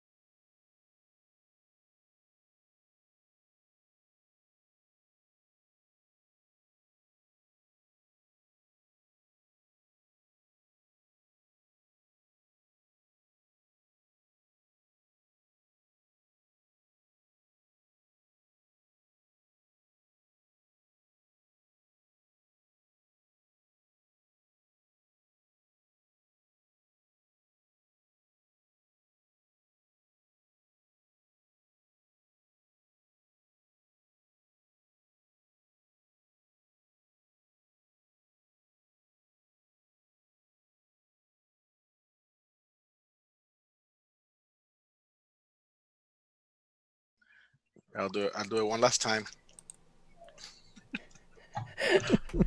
And we're back. So you walk away from Stanimir, heading towards the Tsar pool. Does anyone have any type of conversation or say anything of importance to each other before you reach the crossroads? I'm smart enough to not say anything to Fel at this point. I'm the opposite. I want to talk to Fel. Sure. Yeah, I'm I just imagine gonna let her fume, so I'm keeping my distance from her. she's sitting, I imagine, like at the very front of the cart, just kind of keeping to herself, just sort of turning the focus over in her hand. Hey, Fel. If you're going to tell me that we're dead, I'm going to, I don't know. Apparently, I can conjure fire in my hands. I'm going to do that. That's great. Maybe if it's dark, I'll tell you that. But instead, can I ask you what actually happened with that Stanimir? Yes, Stanimir. And she'll look up at you, these kind of pale green eyes narrowing a little bit. My aunt had asked me and Eli, and her mouth kind of twists for a moment, some other people that are not here with us. I don't know if they're, well, I know at least one of them's dead, but I don't know where the others are or where they went. Yeah. To take care of some rabble rousers, whatever you want to call them. And I honestly, I didn't want to. They sounded harmless enough. She said they were putting hexes on people, and I mean that's nonsense. I mean, hexes are, it's superstitious nonsense, you know. And my aunt is, she's very quick to point fingers and point swords at people that she thinks might be responsible for her problems, but really she's just a paranoid arsehole. But we ended up going there, Eli, myself, and some other companions, and we met Stanimir, and I guess they were Vistani, and it was nice. I mean, we sat down, they gave us this amazing wine, and Daggerford, for a fortified township, it has decent wine, but like this was a level above, and they told us a story about some cursed land and their lord that was cursed, and how they wanted our help to save him. And I couldn't. I didn't want to, not really, but and she kind of shifts in the wagon. The last conversation that I had with my aunt before we left, I don't know if she was explicitly threatening to kill me, but it was very strongly implied. My father, the Duke of Daggerford, has been away for several months visiting with other nobles in the area just to strengthen alliances, relationships, ties, that sort of thing. And she's been ruling in the meanwhile. So I said, yes. I said, let's go. Stanimir said that we would. And she stops for a moment, realizing she didn't mention this to Eli, and she kind of looks back over her shoulder at him before looking back at you, Anatoly. He said that we should go and speak to Madame Ava, and that it was only a day away, and that we would be able to talk to her. And I asked him, I said, are we going to be able to come back? Are you going to be able to help us come back? And he said, yes. And so we ended up in this house, and did they ever tell you the name of the lord you were supposed to save? No. Why? I mean, I as far as I know, there's only one lord here, and we've met him already. So you think this is where they were meant to bring you then, or you were tricked? Tricked would be the word I would use. I mean, if someone says to you, can you take me back to where I was before, after we talked to one person, and then they just disappear, that to me, maybe I'm just paranoid, maybe I'm more like my aunt than I care to admit, though if you tell anybody that, I will absolutely set you on fire. I just feel like they abandoned us, and we had no idea where we were. We had no idea what was going on. And now for them to just suddenly say, oh, we're so sorry. We absolutely didn't mean to. We didn't want to draw attention to ourselves. It just seems, it's a little too convenient. And then they apparently have this solution to get out of here, which is very expensive. Why isn't everybody doing it then? Because it's so expensive? I agree. I don't know what to say, but I'm pretty sure the Vistani, like I said, they're not all there. And I lower my voice a little bit. my last run-in with the Vistani it's not the best. Perhaps I was maybe stealing from them at the time, but they were not good people, even after catching us. My lover died, so I don't really want to have another encounter with them because I don't think we can take him if we try. I bought that have elixir ways. I'm sorry? And Jean kind of pipes up. I bought that elixir once. You did? Spent all my savings on it, all my earnings. What Let me happened? guess, it didn't work. It didn't work. Well, that's good to know. Tell Eli that before he buys one. I think we should be very careful with Madame Eva. I just want her, and she'll actually reach into her bag and pull out the book, which I think, correct me if I'm wrong, Megan, it's like leather bound, has like a ruby of some kind set into the front, and it's sealed or locked in some way. Is that pretty much correct? Yes, you are correct. It is locked. Gotcha. So, and she would kind of present that to the two of you. There was a spirit of some kind in that house that Eli and myself and the others found ourselves in. We actually found Corla there as well. You obviously know that house, Jean. And this spirit gave me this and said, don't open it unless you were with Madame Eva. And I'll be honest, I like books. And this one, she'll kind of look at the ruby, kind of looking at her reflection, seeing like her pale, grimy face and, maybe a little bit of sweat. I'm interested. I want to see what this is, especially now that I have these abilities that I didn't have before I came here. I want to know what this is, or if it's dangerous, if we should get rid of it, destroy it. I don't know. But honestly, that's really the only reason I want to go there. As soon as we talk to her, we can leave. But I agree, Anatoly. I don't think... I wasn't going to actually kill him. It's just...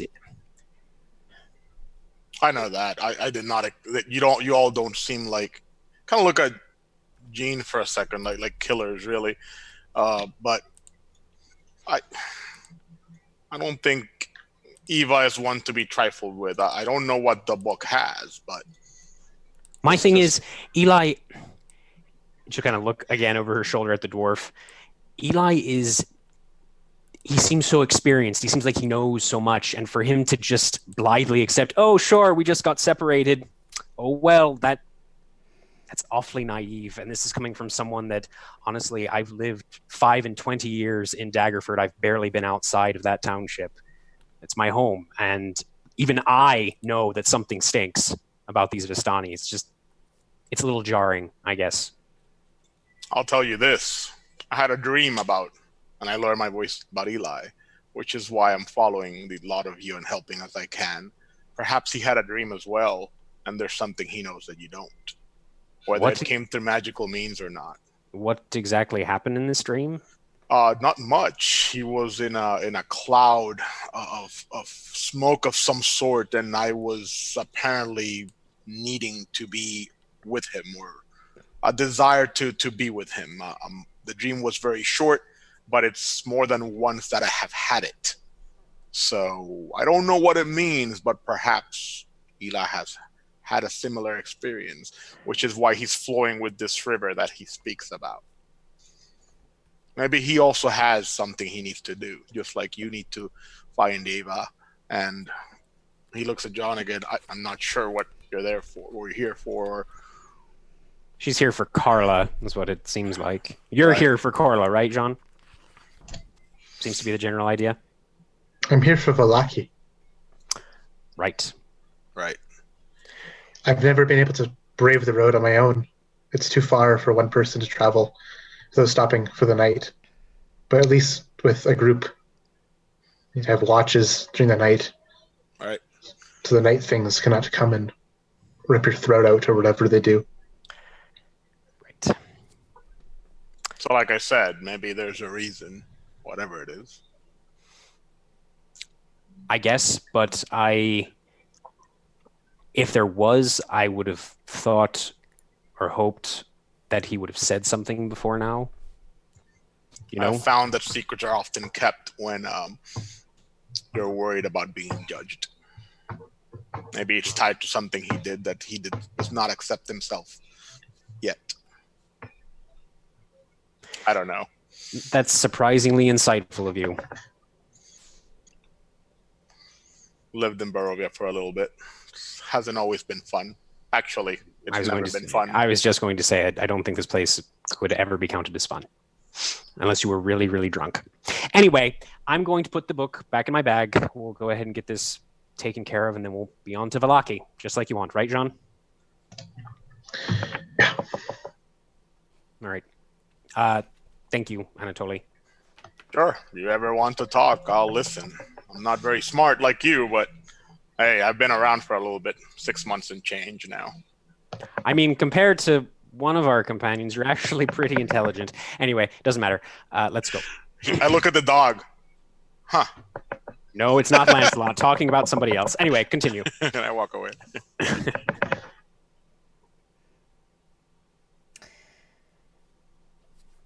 Dusk begins to fall. The sun begins to set. As you spy... I would also assume that Stanimir would have given you directions on how to get to the Serre Pool. You walk a ways. There's a little bit... you stay on the trail for the most part. There is a small bridge that you have to cross across the river. But soon you find yourselves hearing music, song. You hear the sounds of people laughing, dancing. You hear the sound of the banging of drums, the tapping of cymbals. Who approaches the camp first? That'd probably be me. Eli, you start out, the others close behind. And as soon as you see... as soon as you come out into the light and the Vistani can see you, they look to you, and you can see all of them lower their head towards the bracelet. One's necklace. And they all look at you with smiles. Children come racing towards you. Men and women come and greet you, shaking your hand, welcoming you, offering to take the cart, giving you food, giving you water, wine, that Vistani wine. And they invite you to sit by the fire.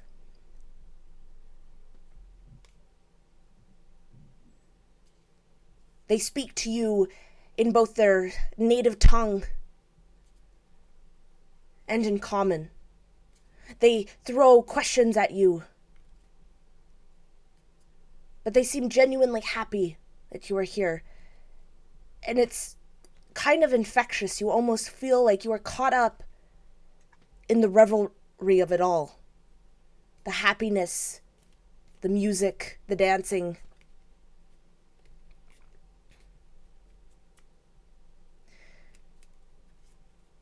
Does anyone say anything? Who is the first person to actually speak to them?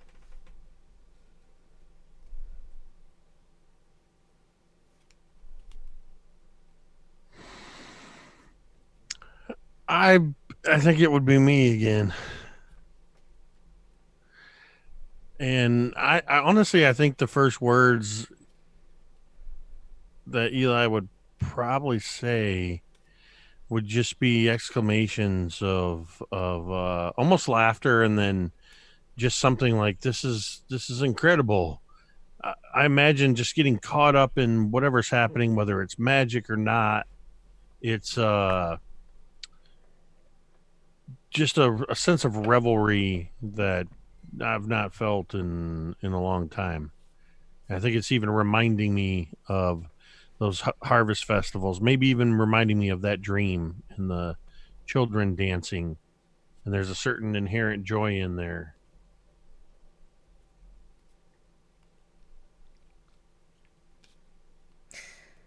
One Vistana approaches you. So, travelers, you bear the mark of being one of us. What brings you here? Where are you from? Tell us. Well, we come from a place called, well, a city called Daggerford, and a place called the Sword Coast. You hear whisperings, and the odd Vistana nods their head as if they know the land of which you speak.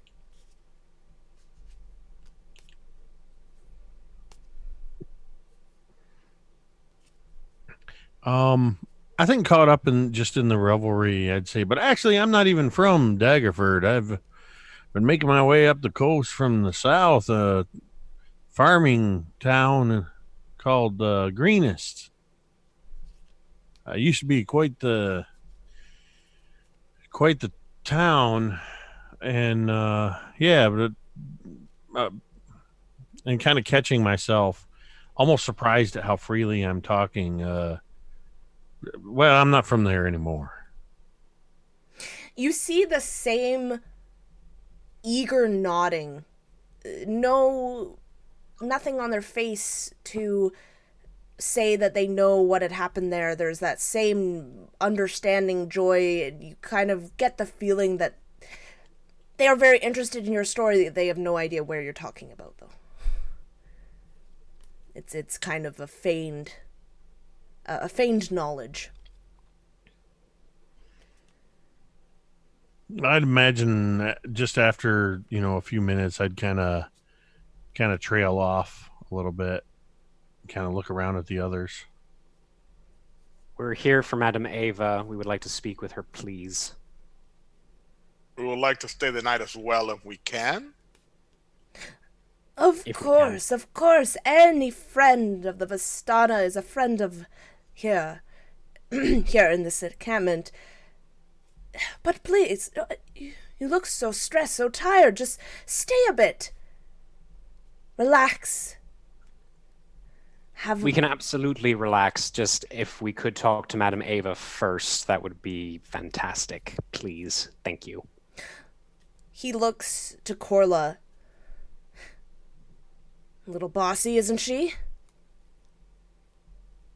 Always. You get used to it. You just... That is not... Damn it. I just speak truth. You... is all good, Fel. You be boss. I am absolutely not the boss.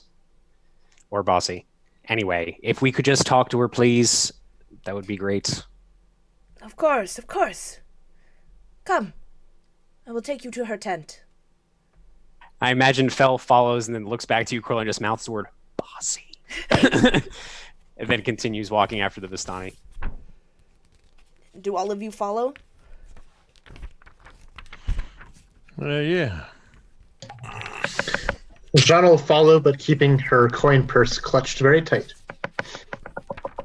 I follow, but I try to blend in the background if that's even possible. I don't want Eva to remember me because I have met her. I put my hood up and kind of like just in the background behind everybody. Yeah, Corla is definitely following Fel in. This has been enlightening so far, so she's going to continue to see what's going on here with this group that she finds herself with now. And like Jean, she is definitely aware of where her change purse is at the moment. As you pass by, you see the celebration begin to thin out. Less Vistana in these parts. There are still tents. You're still in the middle of the encampment, but everything seemed to be busy around the fire. You see a few Vistana come up to you and try to speak with you, but the man who is guiding you says something in his language, kind of. You approach a very large and lavish tent.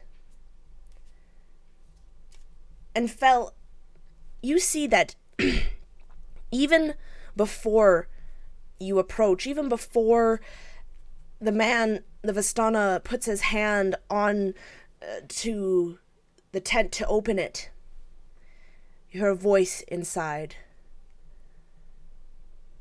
Come in. I've been expecting you.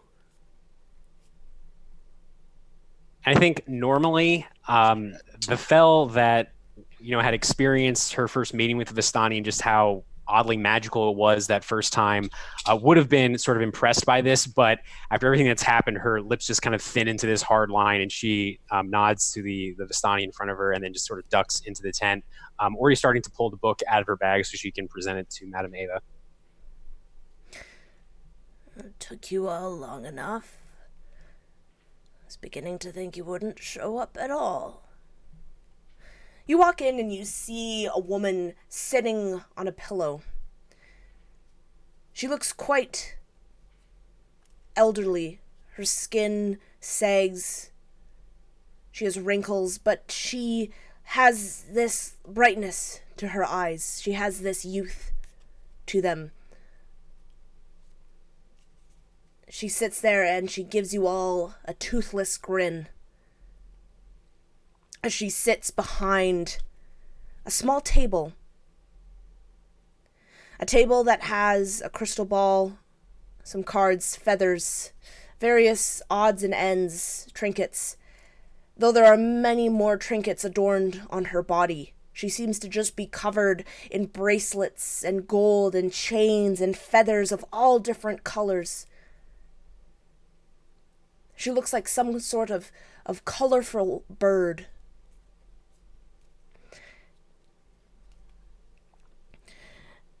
You all look extremely intent on seeing me. I suppose small talk is out of the question, though you are denying an old woman some company. These young Vistana are not very conversationalists. They're not very good at it. But, anyway, would you like your fates to be told? I mean, maybe afterwards. We just had a few questions, if that's all right. I had a few questions, I suppose. Questions that you think I have answers. Ideally. You seem very sure of yourself. Well, we don't really have a whole lot of other options. You always have a choice, an option. Fel, it is important to realize that sometimes that you always have an option. You are never stuck. Well, but I think you know that deep down, don't you?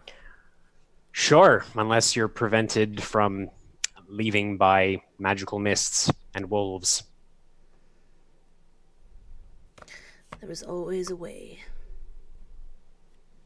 And are you willing to share a potential way to leave?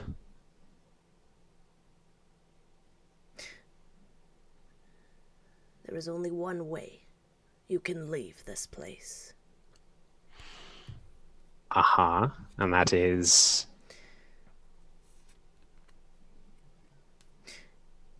You must kill the devil Strahd. She says this quite plainly. She doesn't even look up at you all. She is busy fiddling with some of her feathers and odds and ends.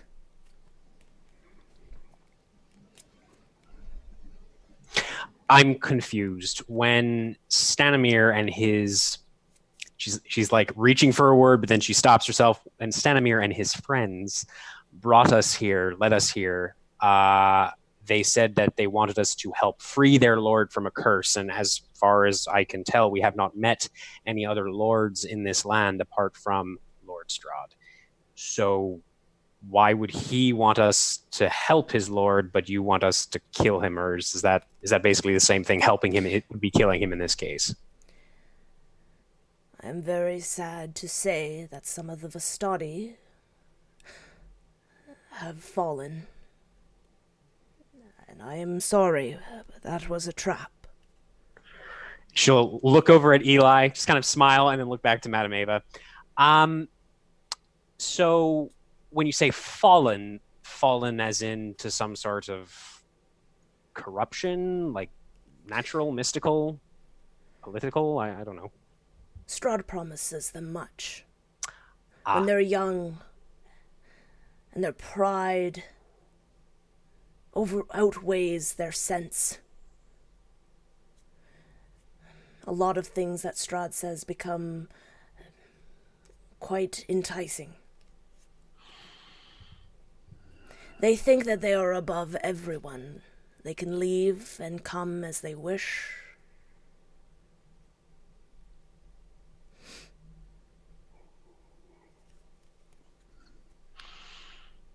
What exactly can you tell us about this Devil Strahd? You say we're supposed to kill him.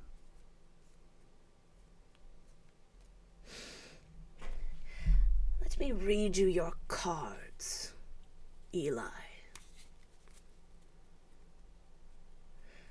And she takes a deck. She shows it to you. She hands it to you. I want you to shuffle this until it feels right in your hand. You will know when it does. That's awesome. I take the deck from her, and I begin to shuffle it.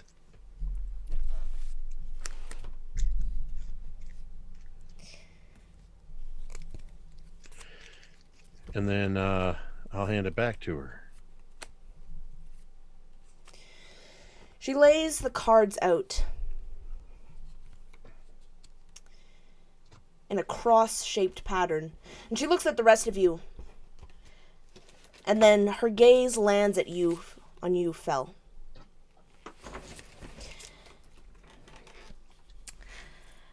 This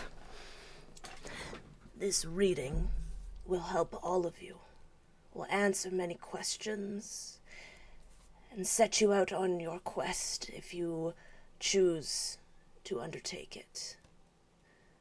Of course, the only other option would be to stay in this place until we die terribly or something else awful happens, I assume. I'm not so sure. You could set up a life here. Townspeople aren't so bad once you get to know them. She kind of cocks a smile at Ireena. I flinch. Right. All right, let us begin. Do not keep your eyes off of these cards. Do not let your thoughts wander. This card tells of history, knowledge of the ancient will. Knowledge of the ancient will help you better understand your enemy. And she flips the card over, and you see two faces. One black, the other white.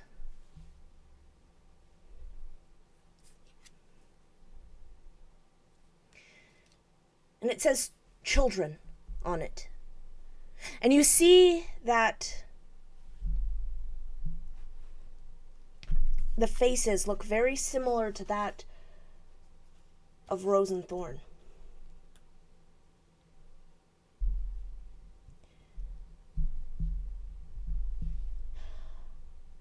I see two young souls lost forever in a sin that was not their own to carry. You will find what you are searching for there. She picks up the next card. This card tells of a powerful force for good and protection, a holy symbol of great hope. And you see what looks to be a man in chains. The Anarchist is what the name of the card you see across the top.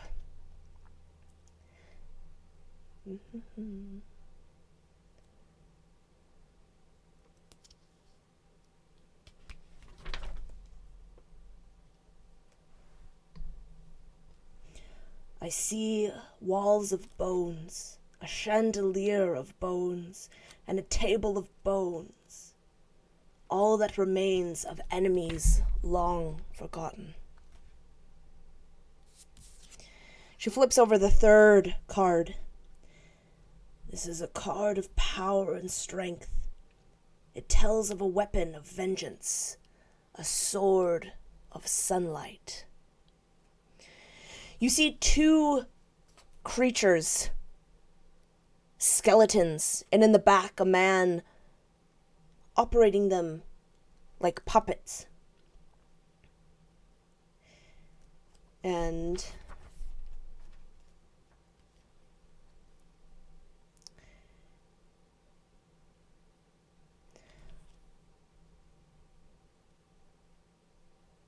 a woman hangs above a roaring fire.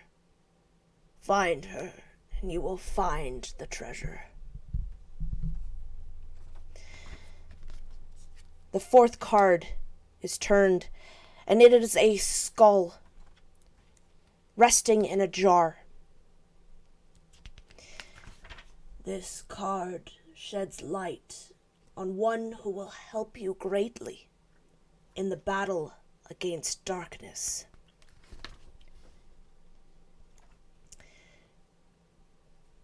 Look for an entertaining man with a monkey. This man is more than he seems. And the last card she flips over.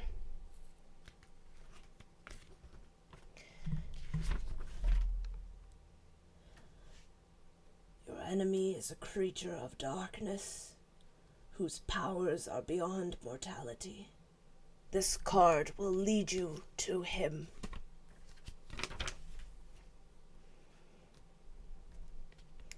He waits for you.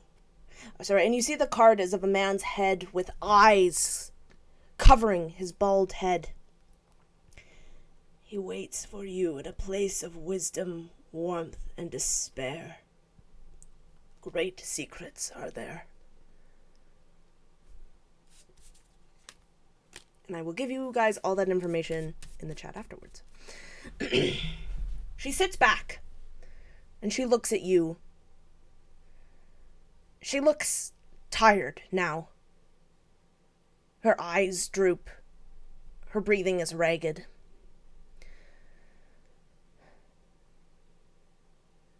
This is all the information I can give you. Unless you have any more questions. I'm very tired. Yeah, Fel will, after a moment, just seeing how much energy this woman has expended and actually probably feeling a little bad about it, just a little bit. She will kind of reluctantly hold out the book and say, I was given this by a spirit, and she said that I should wait to find you before I attempted to open it, so I was wondering if you might be able to help with that. She smiles when she sees it. It seems as though the spirits here favor you. They think that you, unlike others before you, may be able to actually succeed. You have found the first of what you seek. Oh. Can you open it? I cannot. Oh. But you may be able to when the time is right. You will, I think. You must be able to feel the power from this book, can you not? You are a magic user. Would Fel be able to sense any kind of arcane power from the book? If you concentrate on it, you do indeed feel an immense amount of power coming from this book. You said when the time was right, we would know. Are you sure? I mean, given our history, I'm not sure. Just kind of look around at the others. I'm not sure that's necessarily true. So, and I mean, it looks like it needs a key of some kind. I mean, it will tell you when it needs to be opened. Right. Okay. Well, do not open it before the time is right. He will know, and he will come after you. He being Strahd? She nods. Oh, okay. Well, then we definitely won't open that just yet. And she will tuck the book back into her bag and look at the others to see if they have any other questions. You all will be responsible for many deaths, and you have been responsible for many deaths. But do not let that corrupt your soul. Do not let that stray you from what you need to do. No matter what happens, or what has happened. And when she says that last part, she's looking directly at you, Anatoly.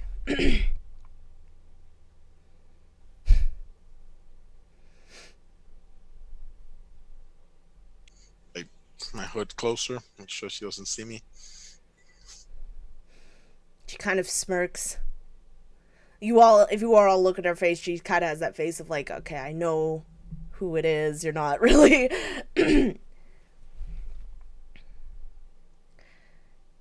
I guess the only other thing I would ask is, do you know how to put weird shadow creatures back into a box that was destroyed?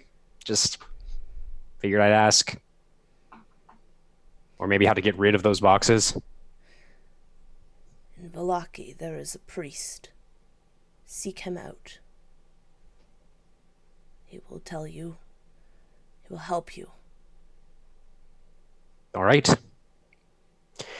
Thank you for your help. Stay the night, if you wish, and you may head out in the morning. None of the Vistana will steal anything from you,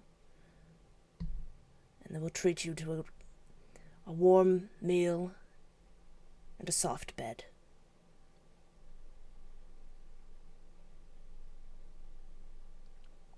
Now. Thank you. She nods. I'm quite tired. I don't do many readings anymore. They take too much out of me. So, leave. Go back to the fire and enjoy yourselves. This may be the last time you get to do so.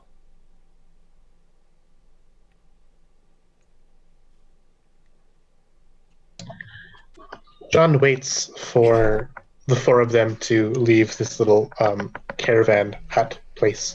But Jean wishes to have a moment with Madame Eva in privacy. So Corla is noticing that Jean is not leaving because she also wanted to have a moment. But noticing that Jean is not going, she kind of just nods her head and then turns to Madam Ava. Madam, maybe you can help shed some light on the situation. Back in the house, an entity said I was marked. What did that mean? I was afraid you would ask that of me. For some reason, you are favored by the Lord. There is no reason why, or how, or when. As is she. And you would see Madame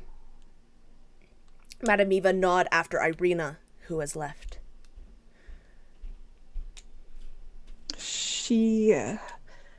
Has she been marked too? In a different way, but yes. But don't let that define your destiny, child. I have seen your path. Though it is not clear, I do not believe it ends in tragedy. Just merely death. In this place, quick death is sometimes the best thing. That I would agree. Thank you, madam. And with that, Corla would kind of nod again to Jean, who'd heard all that. And she kind of gives her that look like,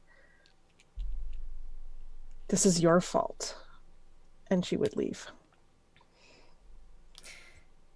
Jean, one thing that you noticed right away in this hut, it seemed out of place because of how pristine, polished it is. But you see a chessboard.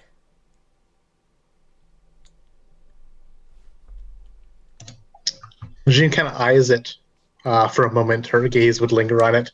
She'd look back to make sure that the curtain is drawn or whatever device would separate this place out. She'd go up to Madame Eva in a low, whispered tone.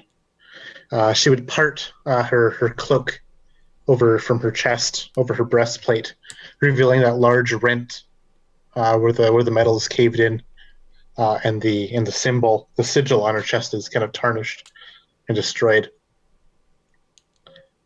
Madame Eva, I have a question for you. Why does my heart beat no longer?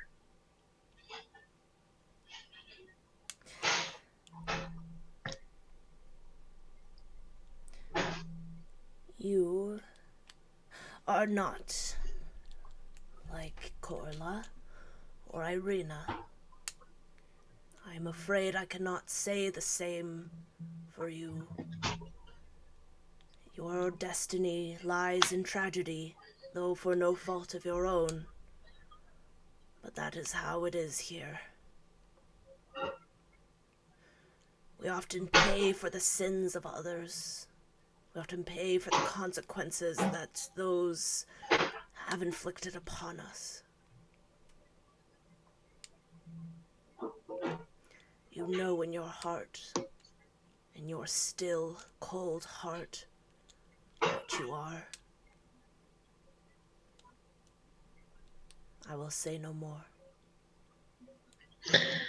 And whatever spirit or life Jean had in her kind of just floods away, sinking into the floor, into the ground. As when she leaves this room of Madame Eva's, she looks sallow, she looks pale, she looks distraught, she looks destroyed and beaten. Wait just a moment. before you manage to leave fully, she calls out, She turns.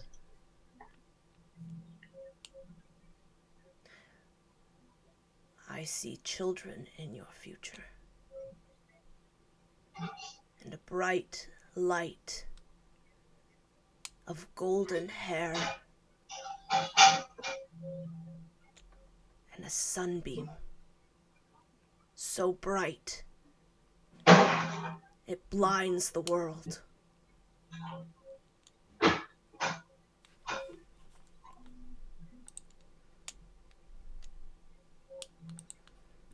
And she looks quizzical at that. And nods, kind of tries to say thank you, but she can't. Because she's just so defeated, I guess, by the news she's been given by Madame Eva. Then she descends down the steps and into the grass, into the campfire. And despite the campfire being warm, she just can't seem to shake out the cold. And she almost visibly shivers a bit as now the wind kind of picks up. And she'll sit in nowhere in particular, though away from everyone on the other side of the fire, as she stares into it, wondering why she just can't get warm.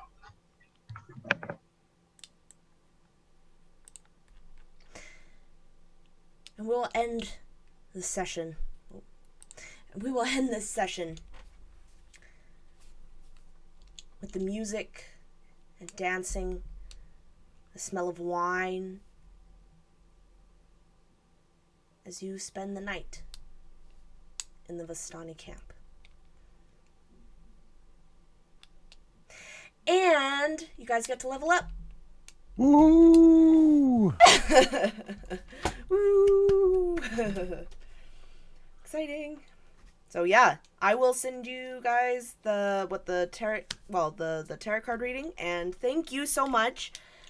That was so good. No combat, but like a lot of crazy awesome role playing, which I always love. That's all that matters. Let's be real. Fel and Eli almost got into combat. I'm telling you. At one point I was thinking you're gonna have to roll some kind of persuasion check, but honestly your argument was legit, so I was like, Yeah, this was cool. Awesome. I hope you guys enjoyed it and had a good time. And thank you. Everyone who has socials or anything is in the comments below. Excitement. Join us, me and Jake on Thursday on his Twitch channel for Dawnbringer's Ghosts of Saltmarsh. Ooh. Where I get to play an awesome wizard. So that is so much fun. And yeah, and we will see you guys next time, which will be on the 17th of September. So stay tuned and have a good night.